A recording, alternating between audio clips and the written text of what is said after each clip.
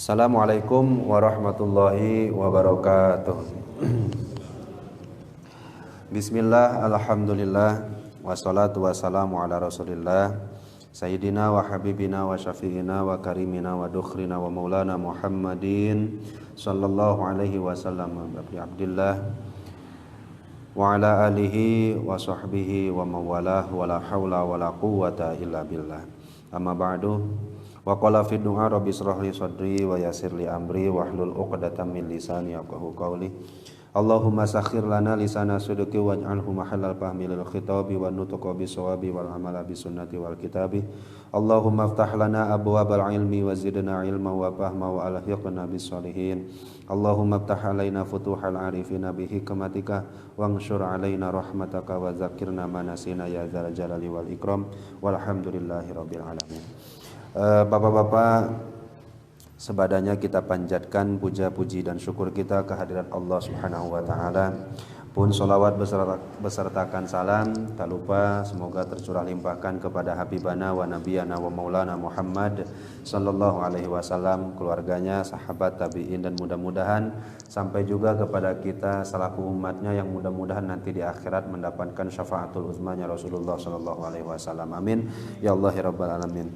Pada kesempatan malam hari ini kita akan lanjutkan kajian kita membaca kitab Hikam, yang mana pada hikmah yang ke-26 ini Syekh Ahmad Ibnu Athaillah As-Sakandari akan membicarakan salah satu poin penting dari hikam atau hikmah-hikmah yang ia tuturkan dalam kitab Hikam ini, pun sebagai tatmimun, ya banyak, sebagai penyempurna, sebagai pensyarahan, penjabaran dari hikmah yang sebelumnya. Jadi kalau sebelumnya kita mengkaji hikmah dari Syekh Ibnu Athaillah yang berbunyi tidak akan pernah berhenti, keinginan, hajat yang kita cari melalui Allah pun tidak akan merasa dan tidak akan menjadi gampang, keinginan, hajat yang kita cari mengandalkan diri kita sendiri. Nah, sehingga sebagai penyempurna atau syarah dari bait yang di belakang ini, maka Syekh Ibnu Athaillah As-Sakandari, bukan bait ya Pak, maksudnya teh hikmah yang sebelumnya ini, maka dilanjutkan dengan hikmah min alamatin najahi fin nihayati ar-ruju'u ilallahi fil bidayati. Min alamatin najahi, sebahagian dari ciri-ciri keberhasilan, kesuksesan, fin nihayah, di akhir segala sesuatu.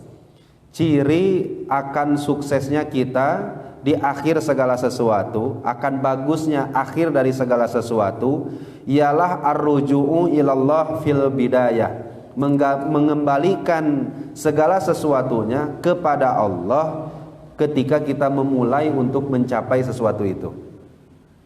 Artinya ini bisa kita syarahi atau jelaskan menurut versinya masing-masing. Jadi kalau kita coba lempengkan, kita coba luruskan maksud atau harfiah dari hikmah ini adalah seseorang tidak akan mungkin bisa sukses di akhir kalau di awalnya tidak ia kembalikan kepada Allah.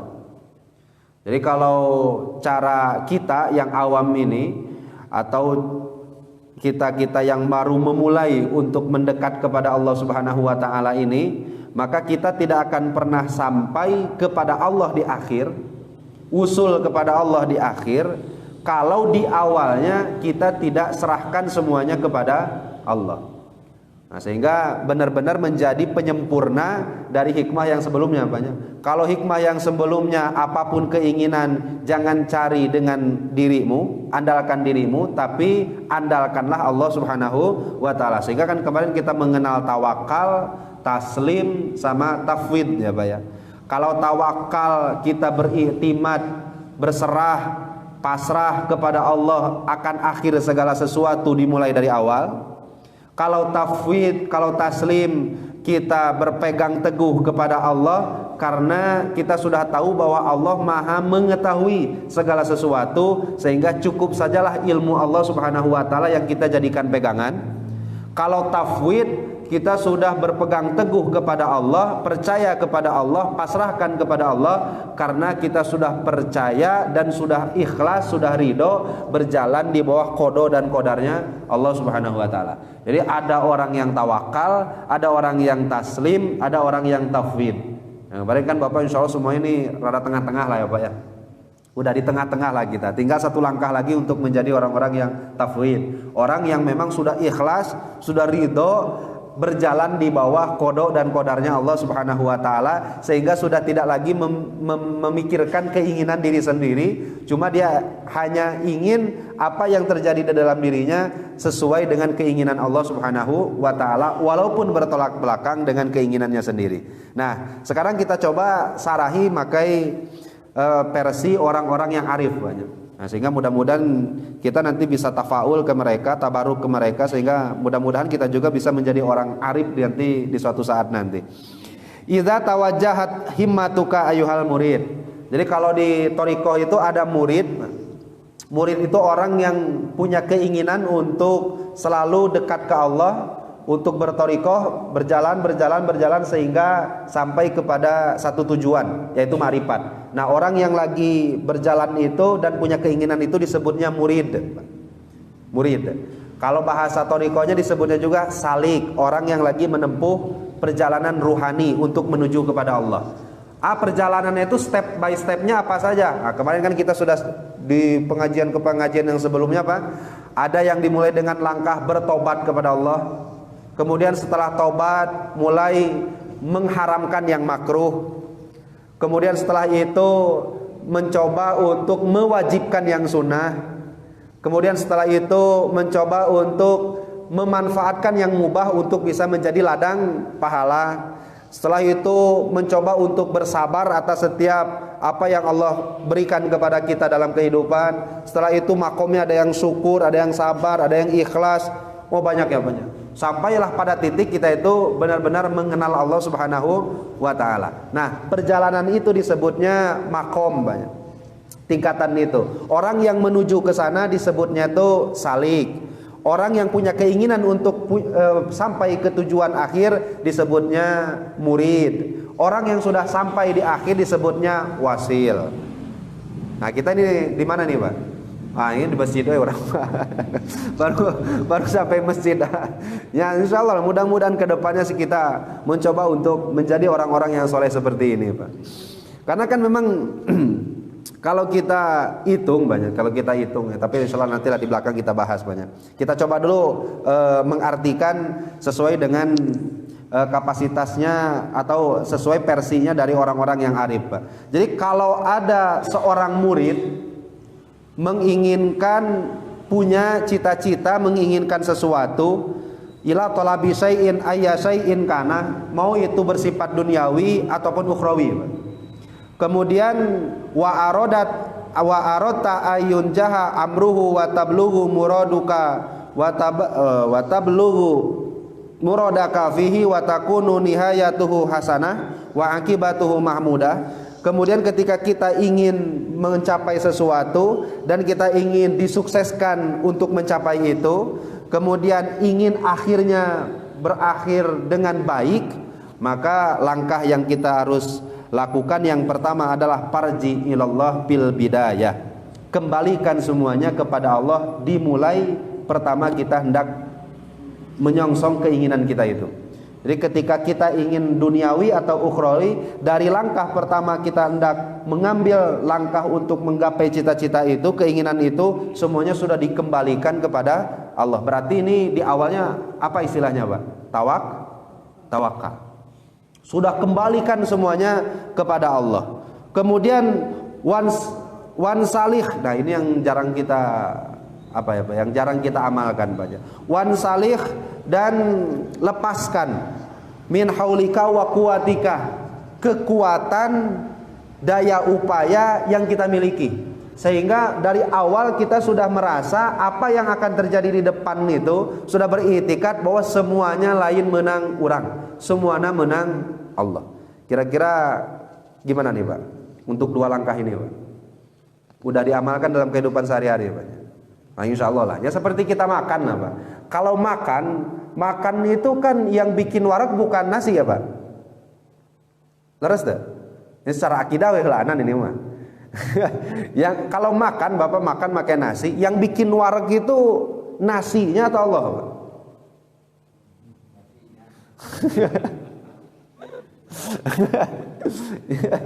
Kalau Bapak, ini saya ngaji tijan ya banyak. Kalau kita ngaji tijan, tapi punten mudah-mudahan si Bapak nggak ada yang termasuk salah satu di dalamnya banyak. Ini kalau contoh gampangnya mah api banyak. Api itu kan panas ya banyak. Ketika api panas itu panasnya dari api atau dari Allah? Oh ada yang beritikan itu panasnya dari api. Oh berarti api nggak butuh Allah untuk bisa menciptakan panas. Berarti gitu jadinya banyak. Artinya gini, kenyang itu dari nasi atau dari Allah? Oh dari nasi. Oh berarti nasi nggak butuh Allah untuk bisa mengenyangkan. Kan itu jadi logikanya banyak. Maka kalau ada yang beritikad seperti itu punten pisan kufur banyak. Kayak gini, gampangnya lagi. Bapak lagi sakit, kemudian minum obat. Sembuhnya itu dari Allah, dari obatnya Pak. Kalau masih beriktikad bahwa sembuhnya dari obat, maka itu punten pisan kafir Pak. Karena seakan-akan obat tidak membutuhkan Allah untuk bisa menyembuhkan, karena dia punya kemampuan untuk menyembuhkan. Kan gitu jadi nanti banyak. Oh enggak, saya beriktikad kayak gini, bahwa Allah Subhanahu wa taala menyimpan kekuatan pada obat agar bisa menyembuhkan. Oh berarti Allah mau menjadikan sesuatu butuh pelantara tuh. Berarti bisa enggak Allah Subhanahu wa taala menyembuhkan sesuatu tapi tanpa ada pelantara? Bisa saja. Kalau ada keyakinan kayak gitu punten bisa pasek. Atau gimana kalau gini saya tuh yakin bahwa obat dan sembuh itu sebenarnya secara logika-logikaan aja. Maksudnya gimana? Bahwasanya orang yang sakit kemudian minum obat itu logikanya, secara logika itu di mana-mana ada obat pasti sembuh. Di mana-mana nggak minum obat dia nggak sembuh. Sehingga antara obat dan sembuh itu mesti nempel terus secara akli, secara akal. Kayak gitu bodoh hitungannya. Dalam kitab tijan banyak. Ya, insya Allah bapak-bapak nggak ada nih dari yang tiga di atasnya. Nah terus yang terakhir kayak gimana? Yang terakhir itu adalah i'tikad mukmin yang selamat. Yaitu ketika mengiktikadkan antara sembuh dan obat memang punya talazum, punya sebab dan akibat.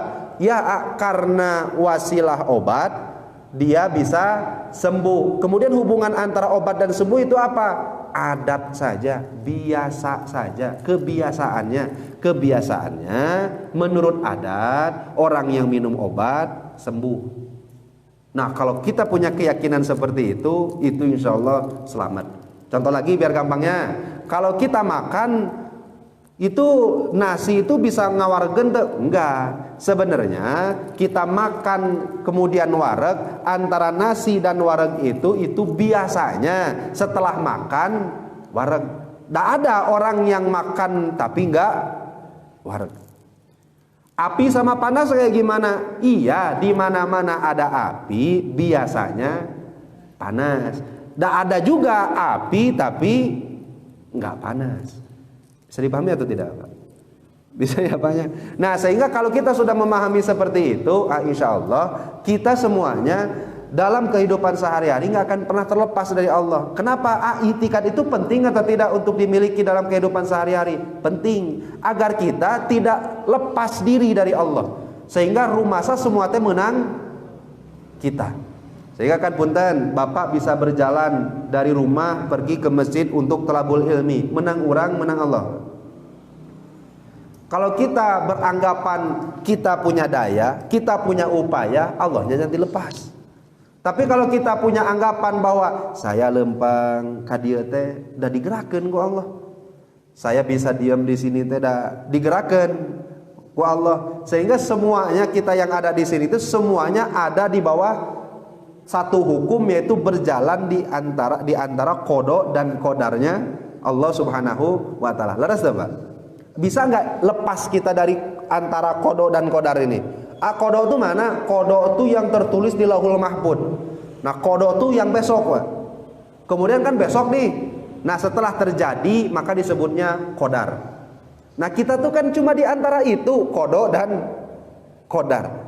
Ada nggak seorang makhluk yang bisa lepas dari qada dan qadar? Nggak ada. Nah sehingga kalau kita terus beriktikad seperti itu, nah ini banyak. Mau yang kita cari itu berhasil ataupun tidak, setidaknya semua langkah kita semuanya menjadi mendekatkan diri kepada Allah.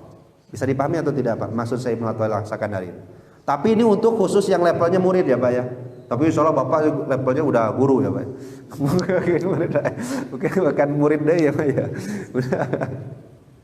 Nah sehingga dari awal ketika kita mau punya keinginan apapun, ya kan kita juga pingin husnul khotimah larasnya Paknya. Pasti pingin keinginan punya husnul khotimah. Sedari awal kita harus kembalikan dan pasrahkan semuanya kepada Allah. Kemudian setelah itu wal isti'anatu bihi, meminta pertolongan kepada Allah Subhanahu wa taala untuk bisa mewujudkan hal itu. Makanya kan kita sehari semalam itu sering baca iyyaka budu wa iyyaka nasta'in. Dalamun kita resapi banyak eta iyyaka na'budu wa iyyaka nasta'in dan mesti sigana teh salat teh kudu ceurik banyak. Harusnya nangis. Kenapa? Karena gini, Pak. Kalau kita lihat ilmu itu kan sudah nyampak semuanya nih. Saya yakin apa yang saya obrolkan malam hari ini sebenarnya Bapak udah pernah dengar atau bahkan Bapak sudah pernah mengalami. Karena saya yakin dari segi ilmu dan segi pengalaman si Bapak pasti lebih dari saya. Cuma kan kita ngaji ini ya hanya mudzakarah saja, hanya mengingatkan saja. Iyyaka na'budu, kepada Engkau kami menyembah. Artinya kan kita punya spirit untuk ibadah, laras Pak. Besok. Apa yang tergambar atau malam sekarang lah? Apa yang tergambar di dalam hati kita, Pak? Untuk malam sekarang, pingin tahajud, laras Pak. Pingin baca Al-Quran, pingin berzikir, pingin istiqomah, pingin ini, pingin itu. Keinginan saja yang kita miliki bisa nggak untuk mencapai itu? Bisa tidak? Tidak. Kita butuh yang kedua, yaitu nasta'in. Iyyaka nasta'in. Artinya saya ya Allah besok teh pingin sholat subuh, tapi dah untuk mengandalkan diri sendiri saya tidak bisa. Wa iyyaka nasta'in, bantu saya ya Allah, besok bangunkan saya untuk sholat subuh. Jadi kan seperti itu Pak. Sehingga nanti pada subuh Bapak pingin apa lagi Pak? Ya Allah saya tuh pingin bekerja. Ketika saya bekerja ya Allah, keinginan saya tuh langkah saya tuh jauh dari yang haram. Ketika bekerja saya tuh pingin langkah saya tuh selalu dekat dengan Engkau. Tapi bisa nggak ngandalin diri sendiri? Nggak bisa. Maka dari itu iyyaka nasta'in, ya Allah bantu saya. Dan semuanya mesti gitu. Dan nggak ada yang pernah terjadi di dalam kehidupan kita ini tanpa adanya campur tangan Allah. Semuanya mesti melalui pertolongan Allah Subhanahu wa taala. Bapak yang sampai sekarang usianya seberapa, 40, 30, 50, 60, berapapun itu, sampai sekarang pasti masih membutuhkan pertolongan Allah. Nah, kenapa kita diingatkan seperti ini? Agar kita selalu bersama muraqabah dengan Allah Subhanahu wa taala. Kalau kita pahami semuanya, tidak ada yang menang hasil sorangan. Semuanya dari Allah Subhanahu wa taala. Makanya kan susah ya banyak iman kepada Allah, iman kepada Rasul, iman malaikat, iman nabi, iman hari kiamat, iman qada dan qadar. Nah, iman qada dan qadar ini yang paling sulit untuk kita amalkan dan i'tikadkan dalam kehidupan sehari-hari. Khairihi wa syarrihi minallah. Baik qada dan qadar yang buruk ataupun qada dan qadar yang baik, semuanya dapat dari Allah Subhanahu wa taala. Sehingga kan kalau kita sudah pahami itu moal adigung, semua mal mungkin kita akon-akon, mal mungkin kita aku-aku. Nah sehingga kalaulah sedari awal kita bisa seperti itu, insya Allah di belakang husnul khotimah. Artinya husnul khotimah dari segi ini adalah berakhir dengan kesuksesan. Karena husnul khotimah itu artinya apa Pak? Akhir yang baik. Kalau Bapak memulai menjadi salik, suluk, maka insya Allah akhirnya husnul khotimah, sampai. Kan gitu mungkin Pak. Kalau Bapak bercita-cita ingin punya sesuatu, ketika dimulai dengan hal yang tadi pasti husnul khotimah, berakhir dengan kebaikan, kesuksesan. Nah, itulah ciri kalau kita akan ditakdir sukses oleh Allah, maka orang tersebut dari awal, satu cirinya pasti sudah mengembalikan semuanya kepada Allah. Yang kedua, dia akan senantiasa meminta pertolongan kepada Allah Subhanahu wa taala. Yang ketiga, dia akan mu'tamidan 'alallah, hanya berpegang teguh kepada Allah, tidak berpegang teguh atas dirinya sendiri. Kalau kita sudah dari awal punya langkah itu, insya Allah di akhir akan mendapatkan kesuksesan. Cirinya 3 ya Pak ya, kata Syekh Ibnu Athaillah. Satu, dari awal kita sudah bertawakal, pasrahkan semuanya kepada Allah. Yang kedua, lepaskan semua daya dan upaya yang kita miliki. Yang ketiga, al-isti'anu billah, minta pertolongan Allah. Kalau 3 ini kita mulai dari awal, insya Allah langkah kita di akhir, mau ketemu yang kita dapatkan, yang kita inginkan ataupun tidak, semuanya terhitung sukses. Sampai sini bisa dipahami banyak. Pun sebaliknya, kalau dari awal Bapak sudah mengandalkan kemampuan sendiri, dari awal Bapak sudah berlepas diri dari Allah, kalau dari awal Bapak sudah tidak bertawakal kepada Allah, walaupun ketemu apa yang diinginkan, hitungannya gagal. Kenapa? Karena langkah yang dia habiskan untuk menggapai yang dia inginkan tuh malah tidak mendekatkan diri dia kepada Allah. Sampai sini bisa dipahami banyak. Ini levelnya murid. Ini levelnya murid. Nah, kita levelnya yang kayak kita ini ada nggak? Ada. Kalau kita artikan husnul khotimah pasti golabah ya Pak. Golabah itu pasti langsung tujuannya itu kemana Pak? Meninggal dalam keadaan yang baik. Ada nggak mungkin Pak kalau Bapak nanam sesuatu akarnya jelek buahnya bagus? Kira-kira ada nggak yang kayak gitu? Secara syariatnya lah, kalau Bapak pingin menanam sesuatu, hoyong kembangan, bungaan, tapi akarnya nggak bagus, ada nggak yang kayak gitu Pak? Kan yang kita bicarakan ini kan akhir yang baik. Kalau akhir yang baik itu secara logika mesti ada nggak awal yang baiknya? Kan gitu dan banyak. Artinya saya pingin husnul khotimah, terus husnul bidayahnya dari mana? Kamu kalau pingin di akhirnya baik, terus kamu permulaan yang baiknya mana? Dan gak akan mungkin ayo ujuk-ujuk buahan dari akarnya nggak ada, kan? Mana mungkin ya banyak. Artinya gini lah, secara logika ya, punten ya Pak. Secara logika, ada nggak orang yang maksiat, terus ketika di akhir langsung surga, husnul khotimah? Ada nggak? Ada nggak nih? So nggak apa-apa. Oh ada yang di Israel teh dengan anak. Nah nanti saya akan bukakan Pak, itu rahasianya Pak. Kira-kira ada nggak Pak? Maksiat. Di akhir husnul khotimah. Kira-kira ada nggak Pak? Ada. Di hadisnya kan ada. Dulu ada perempuan di Bani Israel, tukang lacut, tapi pada akhirnya masuk surga. Sababiahnya apa Pak? Kasih minum. Nah, itu kumaha geninganan eta husnul khotimahna tanpa ada husnul bidayah. Artinya husnul bidayah itu tidak dimulai dengan awal yang baik, ujuk-ujuk dapat ujung yang baik. Itu kayak ada buah tangkal yang nggak ada akar tapi langsung buahan. Itu kan secara logika nggak diterima ya banyak. Nah itu gimana mecahkan kasus yang seperti itu? Nah gini Pak, kita lihat dulu banyak. Saya akan terangkan melalui kitab Syekh Wabah Az-Zuhaili, Syekh Ramadan Al-Buti ini Pak. Pertama-tama beliau mengatakan gini Pak, bahwa keinginan kita dalam sehari-hari selalu berdoa kepada Allah, Allahumma rzuqna husnal khotimah wa na'udzubika min su'il khotimah. Itu kan semuanya pasti berkeinginan seperti itu.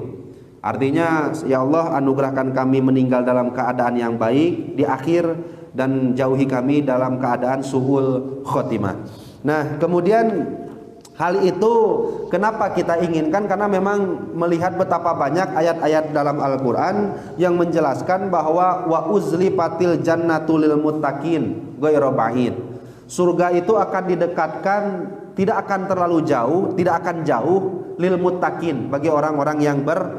taqwa. Hadza ma tu'aduna likulli awwabin hafid. Hal ini Allah Subhanahu wa taala janjikan, persiapkan likulli awwab, bagi orang-orang yang senantiasa bertobat, hafid, dan menjaga peraturan-peraturan Allah. Yang mungkarnya dijauhi, yang amarnya dikerjakan. Man khosyar rahman bil ghaib wa jaa biqalbin munib, yaitu orang yang takut kepada Allah dan kembali kepada Allah membawa hati yang bertaubat, hati yang bersih. Sehingga keinginan kita kan kembali kepada Allah dengan keadaan seperti ini. Beres siapanya? Sehingga kan sudah dipersiapkan surga oleh Allah Subhanahu wa taala. Tapi terkadang ada orang yang beranggapan bahwa husnul khotimah itu mimilikan. Maksudnya mimilikan itu sesuai dengan takdir yang Allah Subhanahu wa taala sudah tuliskan di Lauhul Mahfuz. Bukan tidak berdasar. Ada beberapa dasar hadis yang menyebutkan hal itu, tetapi kita salah memahaminya. Salah satunya hadis yang berkaitan tentang Bani Israel, perempuan yang masuk surga karena sababnya ngasih minum anjing. Itu satu. Sehingga seakan-akan boleh maksiat di waktu muda maksiat, di waktu muda nuturkan hawa nafsu, kayak di akhir husnul khotimah. Sehingga itu nggak bentrok sama logika ketuhanan. Karena kan logika ketuhanannya kan orang yang beramal soleh pasti akan dimasukkan ke dalam surga. Orang yang beramal kemungkaran, bermaksiat pasti dimasukkan ke dalam neraka. Bentrok nggak kira-kira apa dengan keterangan yang barusan, Pak? Ada perempuan akhir awalnya tek maksiat surga. Terangkan di Al-Qur'an kan disebutkan, pokoknya mah kalau ada yang maksiat neraka, kalau ada yang amal soleh surga. Bentrok nggak kira-kira, Pak? Bentrok ya, Pak. Nah ternyata sebenarnya nggak bentrok, Pak. Yang bentrok itu kita yang memahaminya. Nah sehingga ada lagi hadis yang punten kita sering salah paham, menganggap bahwa husnul khotimah itu didapat karena Lauhul Mahfuz, qada dan qada. Yaitu salah satu hadis ini, Pak. Ketika ini hadisnya bijinya lamun aya 4 bulanan. Yaitu hadis yang berbunyi Rasulullah sallallahu alaihi wasallam dawuh, innahu la yujma'u khalqu ahadikum bi batni ummihi arba'ina yauman. Kita diciptakan oleh Allah Subhanahu wa taala di dalam perut ibu kita melalui 40 hari 3 kali ya, Pak ya. 40 hari fase awal disebutnya nutfah, 40 hari fase kedua disebut nate alaqah, 40 hari fase ketiga disebutnya mudghah. Jadi 3 kali fase. Setelah 4 bulan, tegas nama 120 hari, maka Allah utus malaikat, Pak. Malaikat ke dalam rahim kita, ibu kita. Apa yang Allah perintahkan? Tanya dia, ajukan proposalnya 3 hal. 1, isi proposalnya setuju tidak kalau ajal kamu sampai segini. Kita jawabnya setuju nggak nih, Pak? Setuju, karena kan kita ini berhasil semua nih melalui proposal itu. Setuju. Kamu hidup nanti rezekinya kamu rada benghar. Setuju atau anda? Oh setuju. Ayah, kamu rada sesat ya rezekina. Itu malaikat nanyain seperti itu, Pak. Karena kan ditulis 1 uktub ajalahu wa rizqahu, ajalnya ditulis, kemudian rezekinya ditulis, bahkan amalnya pun bahagia dan tidaknya itu pun ditulis ketika ketika dia masih di alam rahim. Kemudian kalau kita sudah setuju dengan apa yang telah diajukan malaikat, kita jadi gubrak ke alam dunia. Tapi gimana kalau ada makhluk yang nggak setuju? Maka salah satu halnya kenapa ada siktu itu kaluron itu keguguran, itu adalah salah satu bukti bahwa sababiahnya ada makhluk yang tidak setuju untuk takdir atau proposal yang sudah diajukan oleh malaikat. Jadi kamu hidup 60 tahun, 65 tahun kan rada kere, oh enggak setuju, ya udah banjur ku darah jadi keguguran. Itu salah satu sababihan. Jadi kalau Bapak masih ngeluh itu malaikat bingung banyak. Kenapa bingung? Dulu kan udah tanda tangan, umur segini, rizkinya segini. Makanya ketika hidup di alam dunia, aduh, nah hidup teki-teki, malaikat bingung. Dulu kan cenah udah setuju. Nah, ada hal yang lebih mengejutkan, Pak, yaitu terusan hadisnya. Hadisnya berbunyi gini, Pak. Fawallazi nafsi biadihi, katakan yang Rasul. Maka demi zat yang diriku itu ada di dalam genggamannya. Inna ahadakum la ya'malu bi amali ahlal jannah. Sesungguhnya seorang di antara kalian ada yang beramal seperti amalnya seorang penduduk surga. Artinya rajin ibadah, berpuasa, tahajud, qiyamul lail, qiyamun nahar dan lain-lainnya. Tetapi hatta ma yakunu bainahu wa bainaha illa ziraun. Dia beramal seperti ahli surga sehingga surga itu jarak antara dia dan surga itu hanya sampai 1 siku deui. Artinya udah wah kaciren ahli surga itu nyaan ahli surganya. Kemudian dilanjutkan oleh Kanjeng Rasul, payasbiku alaihil kitab. Tetapi dia yang beramal seperti itu terdahului atau kedahuluan oleh tulisan Allah. Artinya kodo dan kodar Allah. Payamalu bi ahmalin nar payadkhuluha. Di kodo dan kodarnya dia neraka. Maka kata Kanjeng Rasul, dia akan beramal buruk yang menyebabkan dia masuk neraka. 1 poinnya. 2, kata Kanjeng Rasul, wa inna ahadakum, dan sesungguhnya di antara kalian la ya'malu bi amali ahlin nar. Ada orang yang beramal seperti amalnya ahli neraka, maksiat bae eta mah, terkenal salat-salat acan, hatta ma yakunu bainahu wa bainaha illa zira, sehingga kalau dihitung jarak antara dia dan neraka hanya tinggal 1 siku deui. Artinya kan udah dekat pisan. Payasbiku alaihil kitab, tapi di kodo dan kodarnya tertulis nama dia ahli surga. Payamalu bi amali ahli jannah payadkhuluha, maka di akhir dia akan beramal seperti ahli surga dan masuk ke dalam surga. Kira-kira kalau kita memahami hadis ini dengan logika dan nalar kita, ada orang yang maksiat, kodo dan kodar surga, masuk surga tanpa adanya husnul hidayah, dapat langsung husnul khotimah. Lalu siapanya? Kemudian ada orang yang punten masjid, salat, ibadah, tapi dari tulisannya neraka, maka masuk neraka. Ridho tuh kira-kira tuh Pak? Mahamnya kayak gitu, memahaminya hadis kayak gitu, ridho tuh kira-kira Bapak? Bapak enggak, asa enggak ridho memahami hadisnya seperti itu. Tapi kan kalau secara dohir kan seperti itu Pak. Nah, makanya kata Syekh Ramadan Al-Buti, untuk memahami satu hadis ini amba. Hadisnya umum, harus diambil hadis yang lain yang namanya tuh hadis muqayyad. Artinya ada sesuatu yang bisa menjelaskan hadis itu oleh hadis yang lain. Yaitu hadis yang tadi perlu diketahui dulu bahwa hadis yang tadi itu diriwayatkan oleh Imam Bukhari dan Muslim Pak. Artinya Bapak enggak boleh nanya lagi, eta sahih atau henteu, izin Pak. Kenapa izin? Karena sudah diriwayatkan oleh Imam Bukhari dan Muslim. Jadi kalau ditanya, izin lah. Nah kemudian apa lawan dari hadis tersebut? Yaitu ada salah satu riwayat yang mana ada seorang sahabat bernama Sahal bin Sa'ad As-Sa'idi. Beliau menyampaikan gini Pak, innar rajula, ada seorang laki-laki la ya'malu amala ahlil jannah, beramal seperti amal ahli surga, bima yabdulin nas. Bima yabdulin nas inilah ya kata kuncinya. Dia beramal seperti amalan ahli surga di mata manusia. Di mata manusia. Wa huwa min ahli nar, padahal dia ahli neraka. Artinya kayak gimana nih? Kita sambungkan Pak dengan hadis yang tadi. Bahwasanya ada orang yang beramal seperti amal ahli surga, itu seperti ahli surga itu di mata siapa Pak? Di mata manusia, padahal dia sudah tercatat sebagai ahli neraka, masuk neraka. Artinya ada orang yang beramal tetapi di hatinya yang tidak terlihat oleh manusia, dia ingin amalnya itu diganti dengan dunia. Entah itu karena ria, entah itu karena kedudukan, entah itu karena mahabbah orang lain dan lain-lain, maka dia akan masuk neraka. Kira-kira enak gak kalau memahaminya kayak gitu? Kemudian kalau ada, nah ini yang hebatnya, ada orang maksiat baik kadang-kadang teh. Tetapi di dalam kesendirian malam dia sangat betul menyesali bahwa maksiat yang dia lakukan itu kenapa teu eureun-eureun. Pernah enggak Bapak rungsing? Rungsing teh gini, Pak. Pusing saya teh. Saya hayang eureun maksiat tapi itu bisa. Paham tuh Bapak?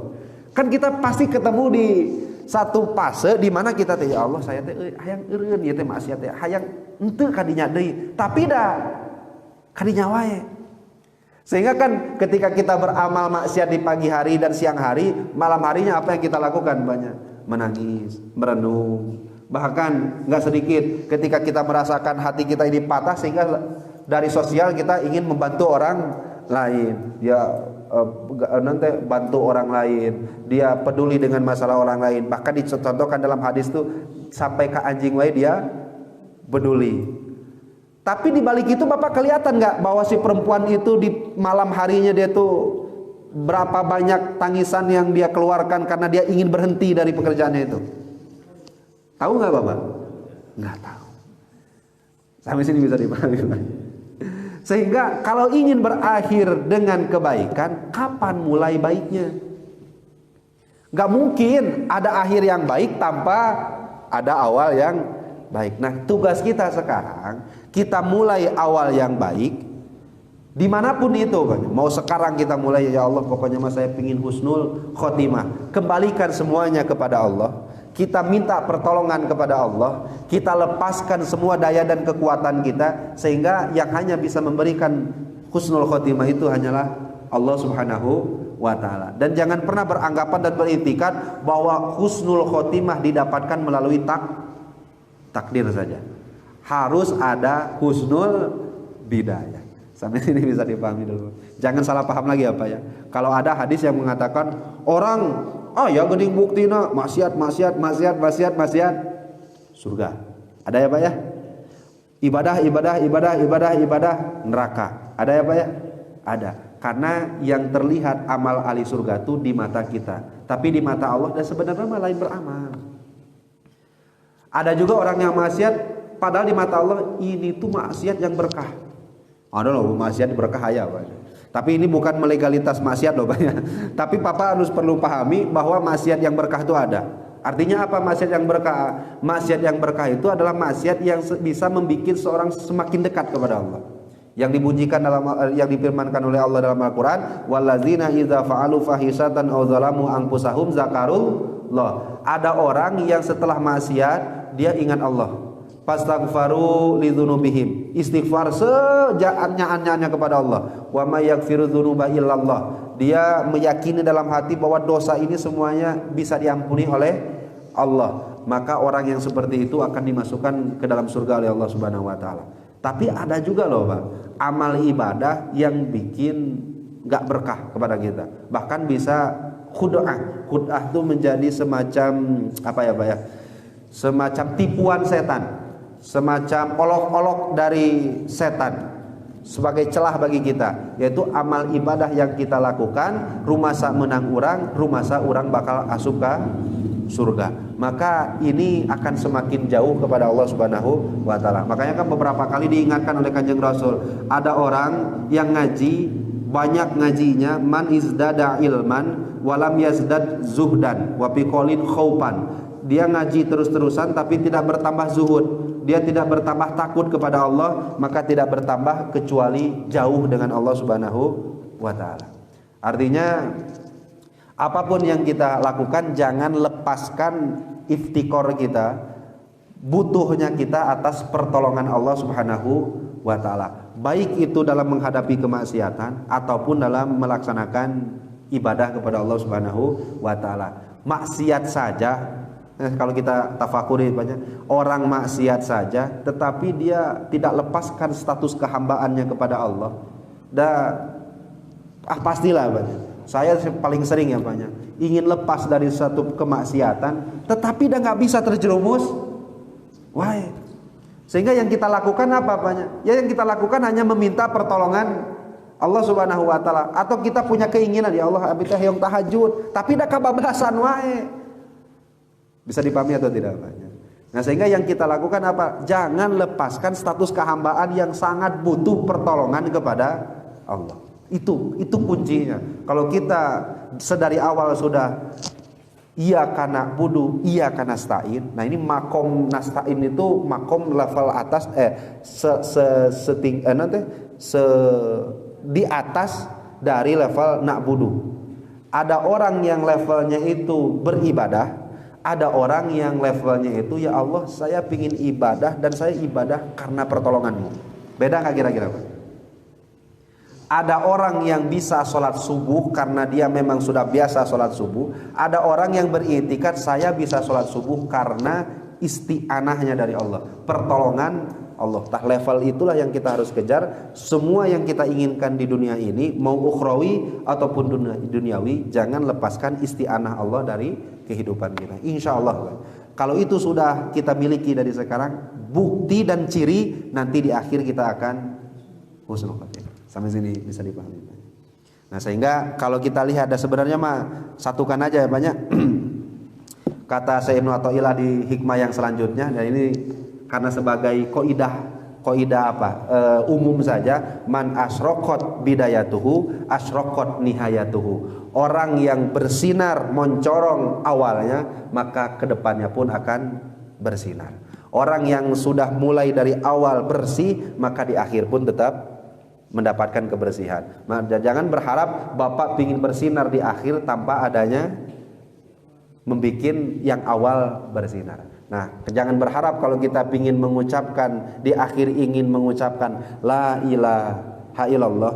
Saya punya teman banyak, Pak Yusuf Tajiri.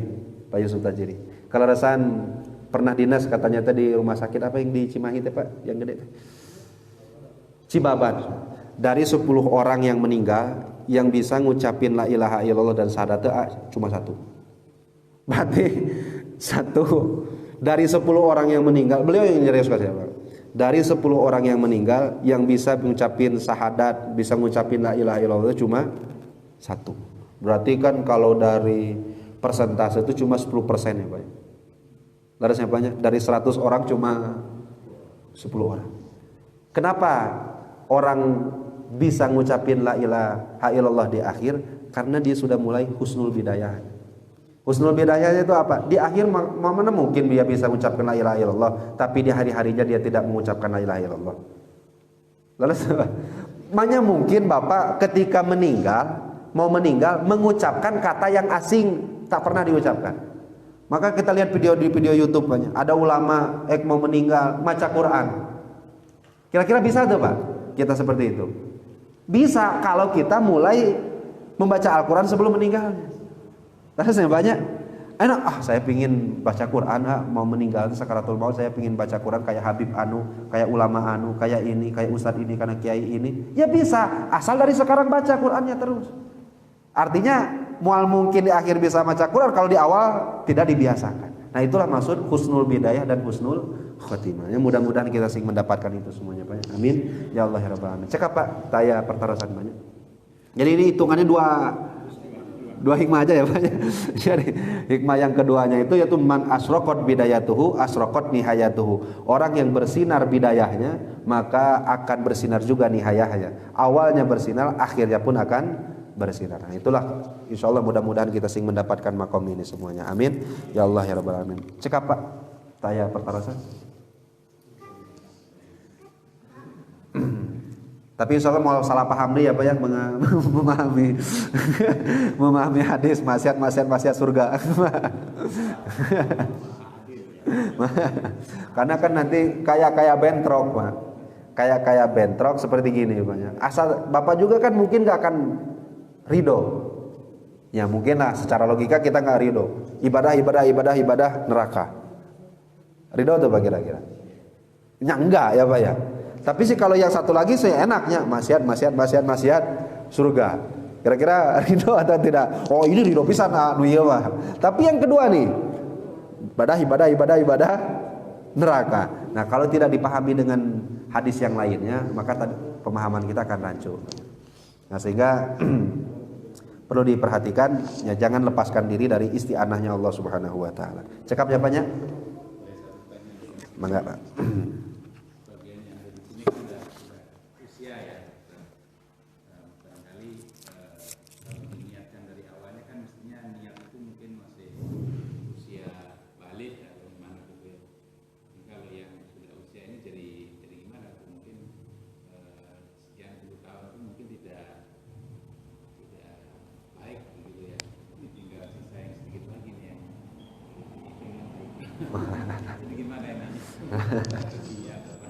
Nah, inilah hebatnya Islam teman. Hebatnya Islam itu, saya punya hadis, tapi ya mudah-mudahan ini jangan jadi ya banyak ngapalin hadis yang rada-rada enak gitu ya. Tapi ya ini buat penyemangat aja bagi kita yang punten banyak, karena kan kita tuh ada dua apa orang itu, ada yang optimis pisan, ada yang punten banyak rada-rada udah down mental gitu banyak. Tapi insya Allah kita masih jauh dari down mental. Ada hadis seperti ini Pak, Muhammad katakan malaikat Jibril, beritahu orang-orang umatmu. Ini saya beberapa kali sampaikan di majelis-majelis itu, basir ummataka man taba ilallahi ta'ala, barang siapa yang tobat kepada Allah qabla wafatihi, sebelum wafat, sebelum meninggalnya, sanatan, 1 tahun, maka diampuni dosa, masuk surga. Pernah saya sebutkan ya Pak? Dia akan diampuni dosa, masuk surga. Apa jawabannya Rasul? Jibril wartosan ke Allah 1 tahun malami. Karena umat saya mah teu butuh 1 tahun mereka kupur deui. Karena kan malamnya dia tobat, isuna teh maksiat, itu umat kami teh. Jagoan karena maksiat nanti. Sehingga kalau ada orang maksiat sebelum meninggal 1 tahun. Artinya kan jawab pertanyaan Bapak udah kejawab sebenarnya mah. Sebelum meninggal dia 1 tahun memulai bertobat kepada Allah, tapi ini hitungannya kan dihapus Allah. Ya ada levelnya gini Pak, orang itu. Ada orang yang punten banyak, untuk level yang kita inilah mungkin ya. Level kita ini ada orang yang keburukannya itu dihapus. Ada nggak Pak kira-kira Pak? Jadi ada orang yang beramal soleh, kemudian nilai keburukannya itu dikiparati oleh Allah sehingga dihapus. Jadi man taba ilallah kaman la dzambalah. Ada orang maksiat, kemudian bertobat, dihapus. Itu mungkin levelnya kita Pak. Tapi Bapak mesti percaya juga Pak, di dalam Al-Quran diterangkan ada orang yang tobat kepada Allah, nilai maksiatnya dikonversi jadi kebaikan. Pernah dengar tidak? Itu hebat kumaha Allah. Artinya ada orang yang bertobat kepada Allah, maksiat dihapus. Ya kita dapat ini juga sih, alhamdulillah banyak. Tapi ada juga ya mayasa nih, sebagian dari hamba Allah saking ku nemen tobatnya tuh, saking ku bener-bener ya ke Allah itu, pingin kembalinya itu, semua nilai maksiatnya dia terhitung sebagai amal kebaikan. Kenapa bisa Pak? Kenapa bisa seperti itu Pak? Karena secara logikanya kalau nggak ada maksiat tadi dia nggak akan tobat sungguh-sungguh. Logikanya gitu Pak. Kalau nggak ada maksiat yang tadi dia nggak akan cerik-cerikan dia, maka maksiat yang tadi terhitung semuanya sebagai pahala. Sehingga sebanyak apapun maksiat kita, kata malaikat Jibril, kasih tahu umat 1 tahun aja sebelum meninggal dia tobat, dia ampuni dosa. Jadi lami teuing sabulan cek Allah. Sabulan ge lami teuing. Atuh saminggon lami teuing. Sehari sebelum meninggal dia tobat, serada engap-engap saeutik, serada engap. Semulai pandangan serada kabur-kabur, tobat ke Allah asal sungguh-sungguh. Karena tobat itu nggak diterima ketika hatta yugorgir ya Pak. Kalau sudah sampai tenggorokan, dan sudah sampai tenggorokan barulah kita melihat banyak wa antum hina idzin tangzurun itu apa? Ke surga, ke neraka. Makanya kan Firaun itu kenapa nggak tobat yang nggak diterima? Karena memang sudah sakaratul maut baru saya amantu bi rabbi Musa wa Harun, beriman kepada Tuhan Musa, Tuhannya Kanjeng Nabi Harun. Itu kan karena memang udah sampai ke lak-lakan. Ini kan ini masih enggap-enggapnya masih ayah, lunglengnya masih ayah. Besok meninggalnya diampuni dosa, masuk surga. Kira-kira Kanjeng Rasul mendengar itu bingah tuh Pak. Khawatir. Kenapa? Karena 24 jam teh lila teuing. Benar tuh Pak. Lama teuing. Maka kata malaikat Jibril, kata Kanjeng Rasul Jibril, lama teuing 1 hari. Ya sudah, barang siapa dari umatmu man taba ilallahi ta'ala qabla wafati sa'atan 1 saat saja, sejam saja sebelum meninggal, tadi kan belum sampai lak-lakan banyak, maka dia masuk surga. Jibril, sajam ge lami teuing. Sajam tuh lami teuing. Orang geus beres tobat balik ke nanti ngobrol di luar, ngomongkeun batur. Kalakuan kita apa? Itikaf di malam-malam nih. Itikaf malam, tobat cerik-cerik ke Allah. Ngumpul di luar itu, ngomongkeun batur. Benar tuh. Sajam teh berapa menit.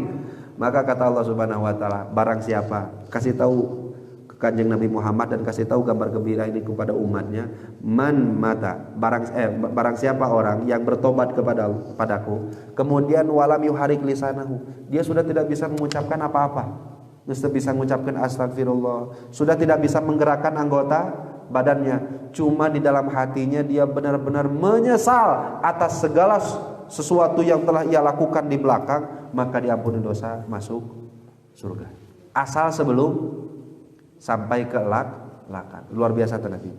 Sehingga kalau Bapak bertanya, kapan mulainya? Sekarang itu waktu untuk kita memulai.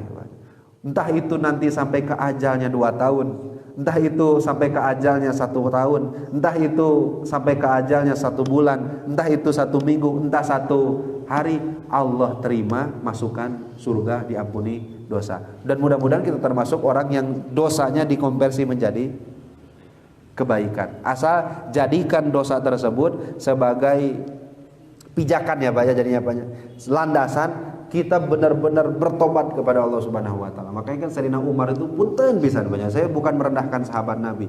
Kalau dihitung-hitung dosanya lebih besar Sayyidina Umar batan kita ini atuh. Kenapa? Kita nggak pernah bunuh anak sendiri, Pak.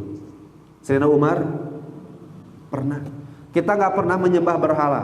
Sayyidina Umar pernah. Tapi punten ini bukan merendahkan, Pak. Dan karena memang Sayyidina Umar itu sebelum masuk akhirat namanya sudah terpampang sebagai ahli surga. Kalau Bapak lihat riwayat, enggak 30 tahun aja Sayyidina Umar Islamnya itu.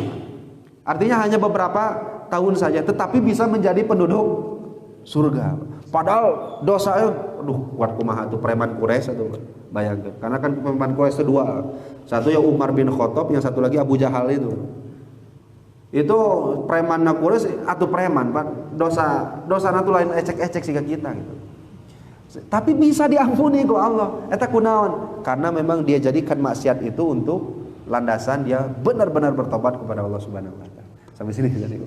Ya mudah-mudahan kita semuanya minta tolong ke Allah, beristianah kepada Allah. Mudah-mudahan Allah senantiasa membimbing langkah kita, mempermudah gerak kita untuk senantiasa beribadah tunduk patuh di hadapan Allah Subhanahu wa taala. Amin ya Allah ya rabbal alamin. Panginten sakitu wae banyak, mudah-mudahan sing aya manfaatna ditutup ku doa. Wabillahi taufiq wal hidayah wal afu minkum. Wassalamualaikum warahmatullahi wabarakatuh.